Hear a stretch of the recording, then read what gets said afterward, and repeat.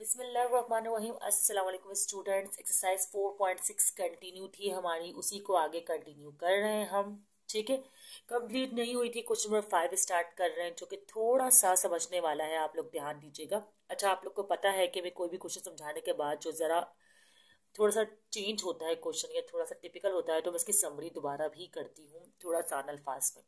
ठीक है, अच्छा देखिए, क्वेश्चन नंबर 5 स्टार्ट करते हैं। क्वेश्चन नंबर 5 में कह रहे हैं कि show that the nth root of the product of n geometric mean between x and y is the geometric mean between x and y। मतलब इन शॉर्ट ये कह रहे हैं कि आपको बताना है कि nth रूट ऑफ प्रोडक्ट जो है, ठीक है, nth हमें नहीं पता कितने रूट ऑफ प्रोडक्ट बोल रहे हैं। nth root of the product of geometric means, मतलब ज्योमेट्रिक मीन्स के अगर प्रोडक्ट करें तो वो एक्स एंड वाई के ज्योमेट्रिक मीन के ही बराबर होंगे। ठीक है, nth root of product of n geometric means, मतलब n ज्योमेट्रिक मीन्स बराबर होंगे square root of x Y, क्योंकि आपको पता है कि ज्योमेट्रिक मीन एक्स वाई का, एक्स वाई यहाँ समझे ए बी है, मतलब ए बी की जगह आपको एक्स वाई प्लेस करना है, तो उसके बराबर होता है एक ज्योमेट्रिक मीन। तो कह रहे हैं इन ज्योमेट्रिक मीन के प्रोडक्ट भी, मतलब के नंबर ऑफ प्रोडक्ट्स, सही है, वो भी इसी के बराबर होंगे। ये आपको प्रूफ करना है। अच्छा, अगर आपको अभी क्वेश्चन समझ में नहीं भी आया है तो करते करते समझ में आ जाएगा। अब प्रोडक्ट ऑफ रूट्स निकालने के लिए आपको पता है कि फॉर्मूला, अगर पहला G1 निकालना हो, सही, पहला ज्योमेट्रिक मीन, तो फॉर्मूला होता है AR। इस तरह अगर G2 निकालना हो तो फॉर्मूला होता है AR स्क्वायर, इसी तरह सो ऑन ना। ठीक है, अब अगर आपको निकालना है तो A और R रिक्वायर्ड होंगे। A तो हमें पता है कि यहाँ पर X को कहा गया है, तो मैंने A की वैल्यू तो X लिख दी, और B की वैल्यू यहाँ पर Y है। सही है, हमने ए बी की जगह ही तो एक्स वाई लिखा है, तो यहाँ ए और बी की वैल्यू मैंने लिख दी। एन भी गिवन नहीं है, कह रहे हैं एन जो भी है वो एन ही है, मतलब एन टर्म लिखा हुआ है ना, sorry N root of the products लिखा हुआ है, और एन ज्योमेट्रिक मीन्स, तो N is equal to N है। अब पहले आपको ज्योमेट्रिक मीन का प्रोडक्ट करना है, तो पहले ज्योमेट्रिक मीन हो तो तभी आप उसका प्रोडक्ट करेंगे ना, तो पहले आपको ज्योमेट्रिक मीन निकालना है।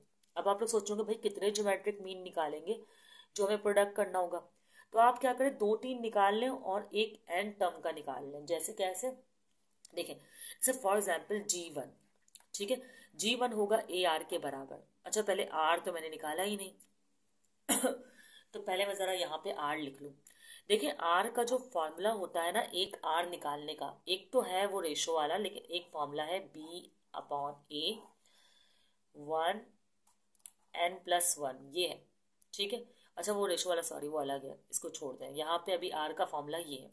ठीक है, तो अब क्या करेंगे, अब यहाँ B/A को जगह तो Y/X है, तो आप इसको क्या करें कि R को तो एज इट इज रहने दें और B की जगह Y और A की जगह X लिख लें।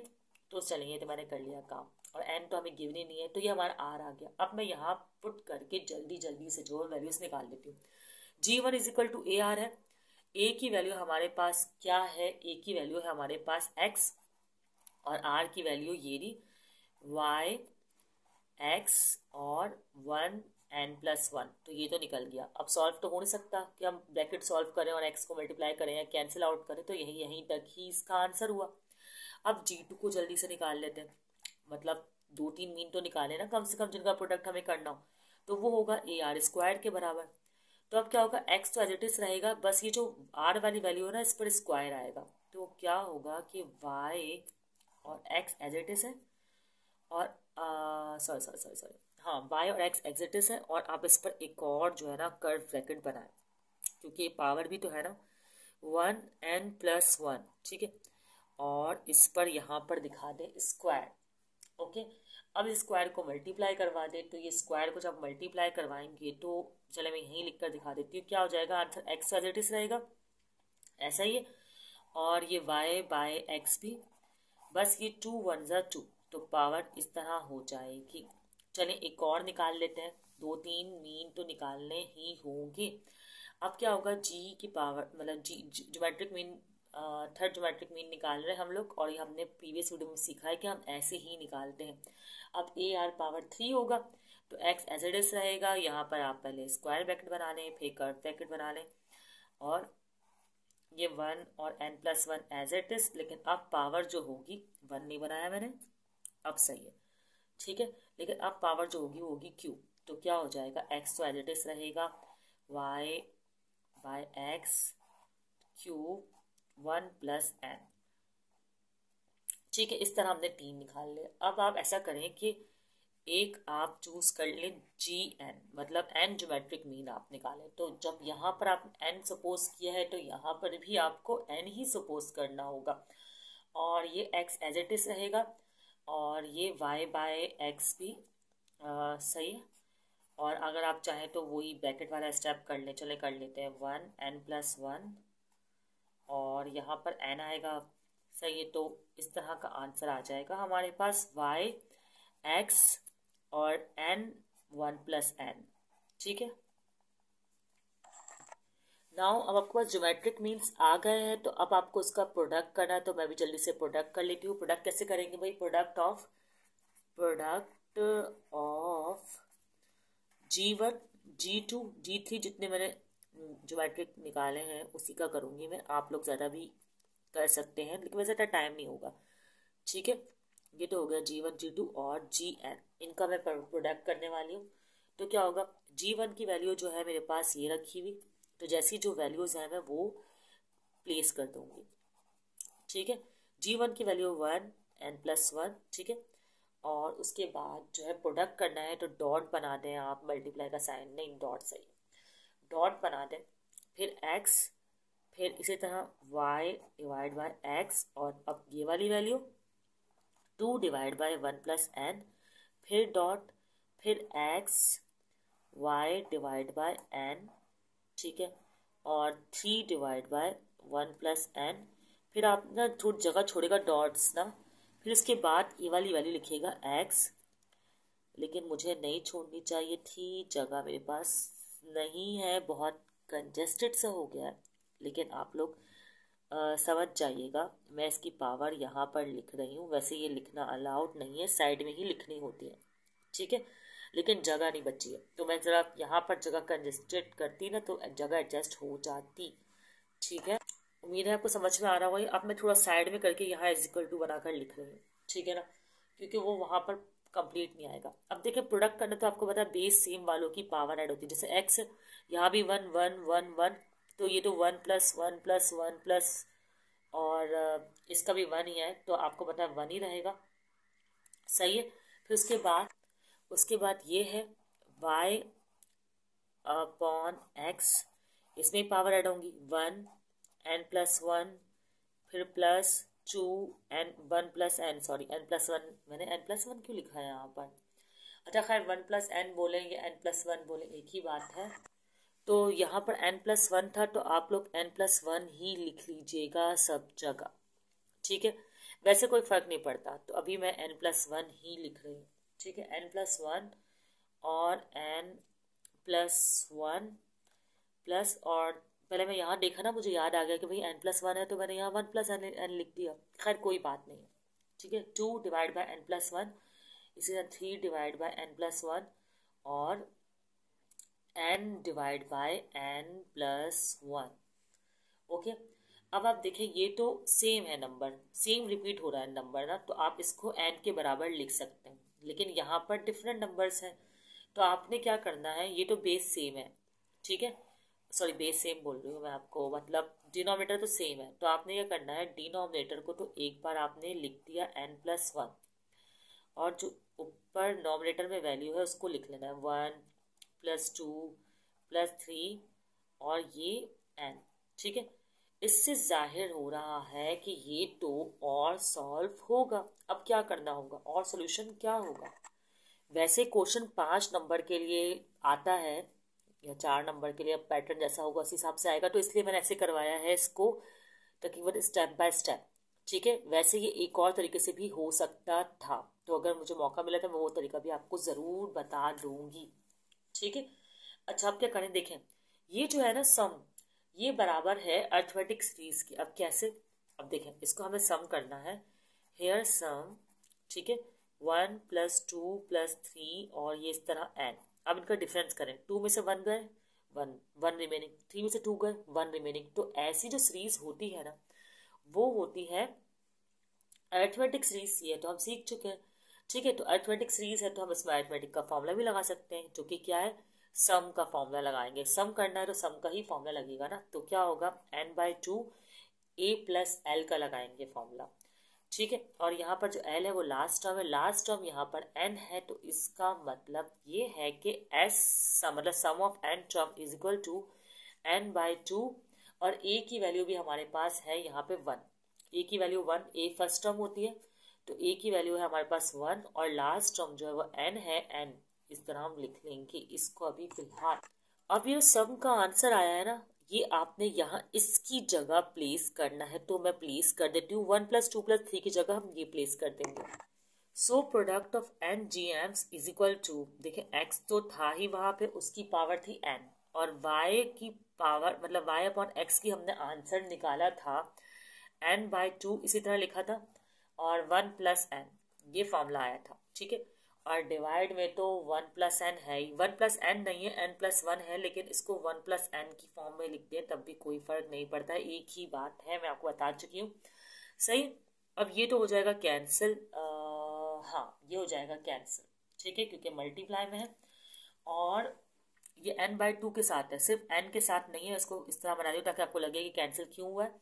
अब यहाँ पर आपके पास रिमेनिंग हो गया x की पावर n और y/x की पावर n/2, ठीक है।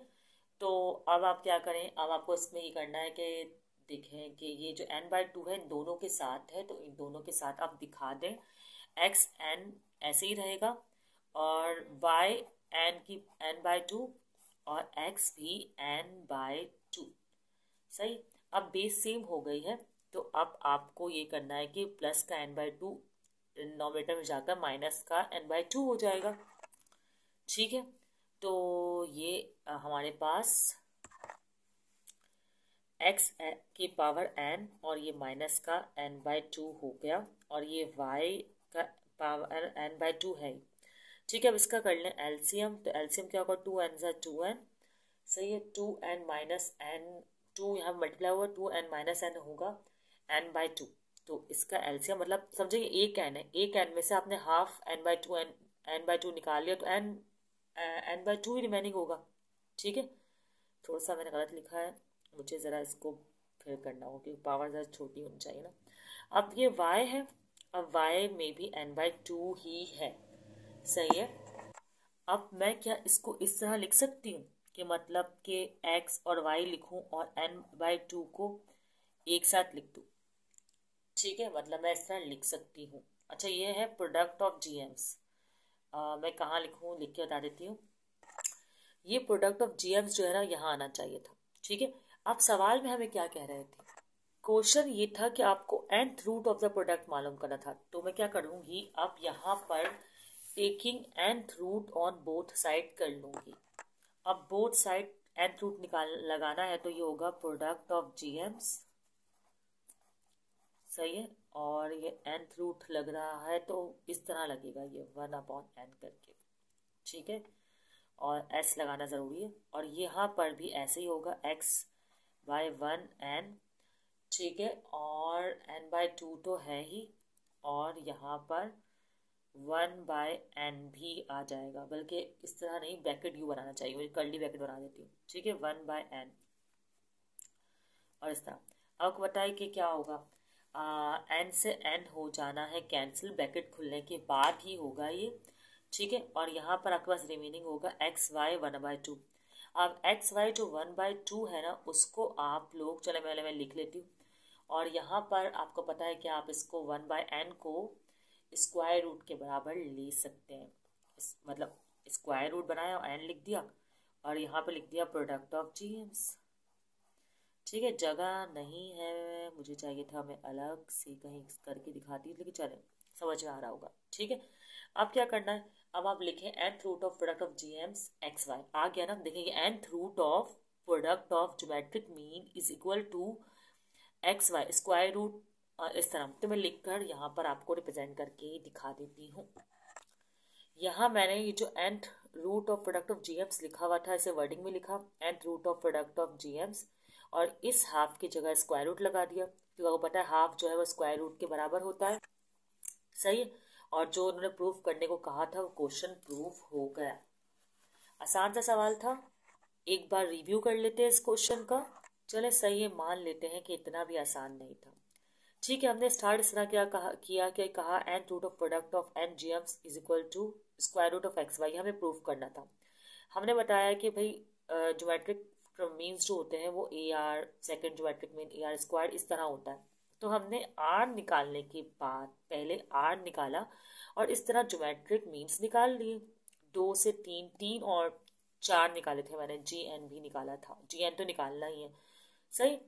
इस तरह ज्योमेट्रिक मीन्स यहाँ पे n+1 था या 1+n बोले एक ही बात है, तो ये हमने सॉल्व कर लिया था। खैर यहाँ तो n+1 ही रहेगा, चलेगा। एंड में आके आपको 1+n करना है ऐसे कैंसिलेशन के लिए। अब ये ज्योमेट्रिक मीन्स आपके पास 1 2 3 4 आ गए। अब आपने करना था इनका प्रोडक्ट, जैसा कि इन्होंने कहा था सवाल में कि आपको प्रोडक्ट करना है। तो प्रोडक्ट करने के लिए मैंने ज्योमेट्रिक मीन्स को प्रोडक्ट की फॉर्म में लिख दिया। अब प्रोडक्ट की फॉर्म में बेस सेम पावर ऐड, तो जो एक्स वाले थे उनकी पावर को एक साथ ऐड कर लिया, जो वाई डिवाइड बाय एक्स वाले थे उनकी पावर को एक साथ ऐड किया।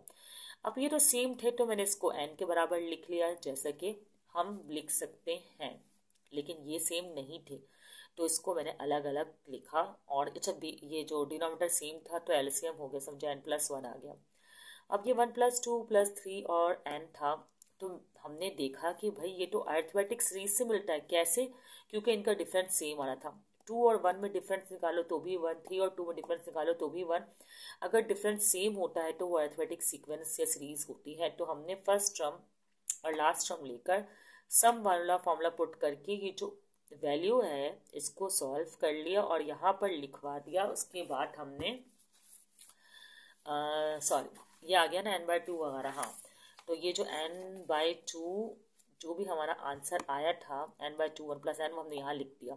अब 1+n हो गया कैंसिल, n/2 बचा था आपके पास। बेस सेम की और बेस यहाँ पे प्लस की है तो फिर नेगेटिव की हो गई, और इसका हमने किया एलसीएम और इस तरह n/2 आया। अब n/2 को इस तरह भी आप लिख सकते हैं। ठीक है। अब nth रूट निकालना था ना हमें, तो हमने क्या किया कि taking nth root both side कर दिया। तो ये product of GMs of nth root बन गया, मतलब nth root of product of GM बन गया। और यहाँ पर भी nth रूट अप्लाई कर दिया, तो n से n हो गया कैंसिल, हो गया हाफ जो कि स्क्वायर रूट के बराबर होता है, लिख दिया। और यहाँ तो nth root of product of GMs आना ही था, तो ये जो हमने स्क्वायर रूट बनाया था एन टर्म के साथ, तो हमने यहाँ मैंने इसको वर्डिंग में रिप्रेजेंट कर दिया।